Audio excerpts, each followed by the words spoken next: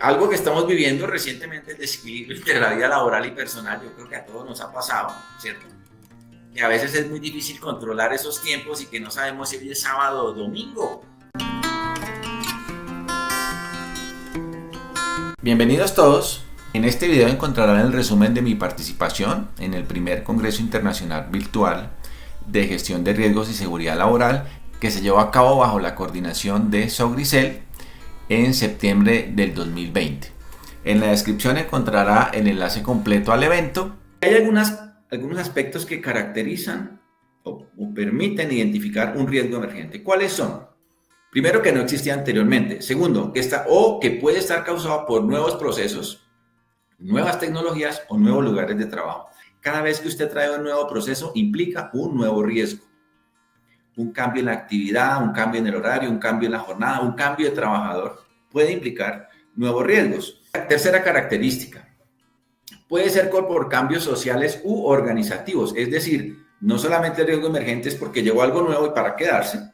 Por cuarto punto aparece todo lo que tiene que ver como un riesgo debido a un cambio en las percepciones sociales o públicas, y allí incluía COVID-19, porque frente a COVID, especialmente ahora cuando estamos de riesgos emergentes, cuando estamos hablando de riesgos emergentes, se han presentado muchas teorías de conspiración, de armas biológicas, de un montón de cosas frente a esta nueva realidad.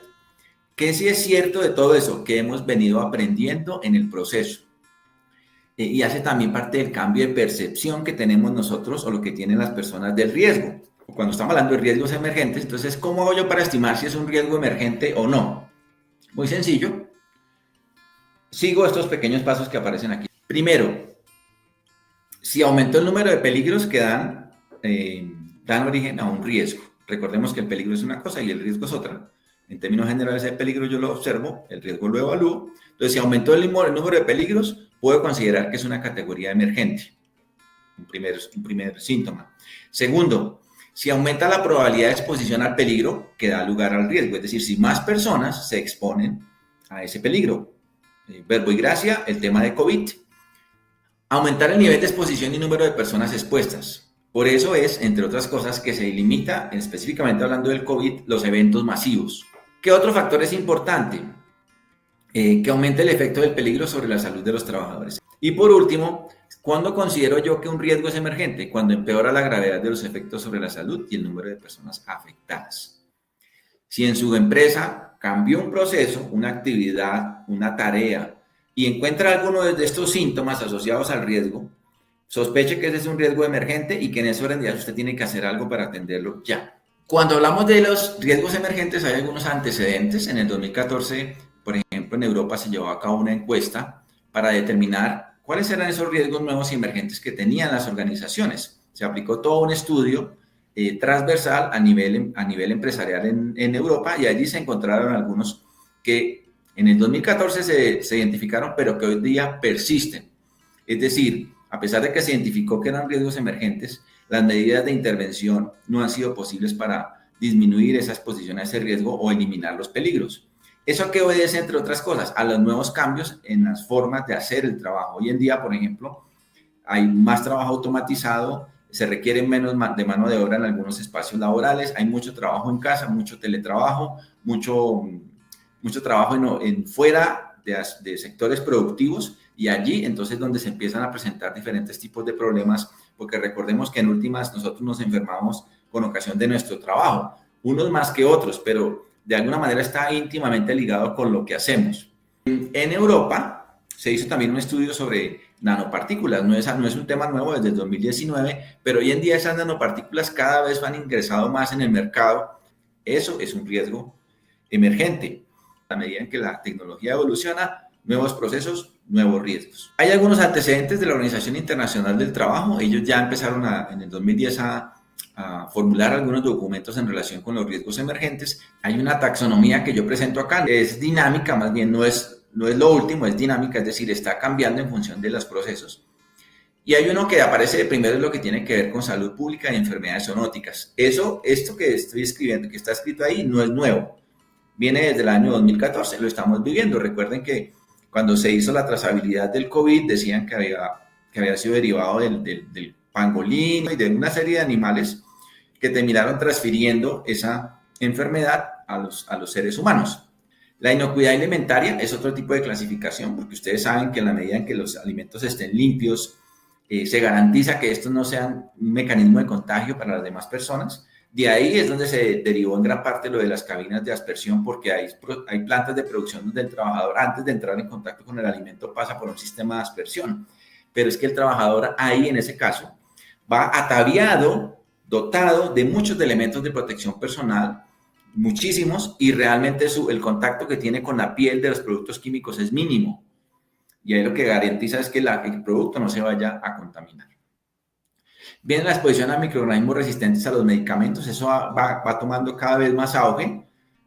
Por eso una de las políticas de salud pública en la mayoría de nuestros países es no se automedique, porque en la medida en que usted se automedica va aumentando sus niveles de resistencia y cuando llega un agente externo, pues simplemente ya esa medicación no le sirve, tiene que pasar a un antibiótico de mayor espectro o procedimientos distintos. Otra clasificación tiene que ver con nuevos procesos y exposiciones combinadas. Allí aparece un ejemplo de ruido y sustancias ototóxicas. El ruido es un factor de riesgo físico que todos los que trabajamos en seguridad y salud en el trabajo de alguna manera reconocemos o identificamos fácilmente, porque lo percibimos, digamos que es más, por el oído es más fácil de identificar. No olviden suscribirse, activar la campanita para actualizaciones. Póngase en el papel de las personas de los servicios médicos sanitarios que todos los días saben que tienen que, atendiendo pacientes de COVID, tienen que ir a su casa y tienen a su esposa, a sus hijos. Eso es un riesgo emergente. Otras formas de clasificación, todo lo que tiene que ver con las nuevas tecnologías. Y yo creo que algunos de ustedes que han hecho uso de estas plataformas han sufrido el tecnoestrés.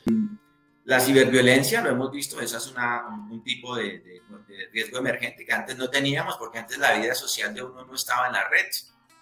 La biotecnología hace parte de esa nueva clasificación, la tecnología ya lo mencioné, la era digital, y esto que estoy mencionando acá da origen a nuevos trabajos, ya se los voy a comentar.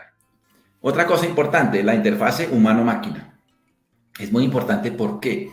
Porque hoy en día todos los tomadores de decisiones en procesos productivos, las personas que diseñan máquinas, tienen que pensar en eso, y es cómo va a ser la interacción entre el operario y esa máquina o ese equipo que está frente a él, y cómo lo va a entender, si lo que yo les quiero decir como diseñador de la máquina es claro para él. ¿Qué otra cosa puede considerarse un riesgo emergente? La adicción al trabajo.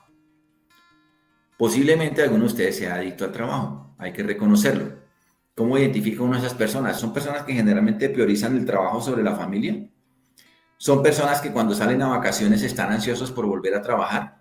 Son personas que en este momento de trabajo en casa están sufriendo muchísimo por no volver a sus oficinas.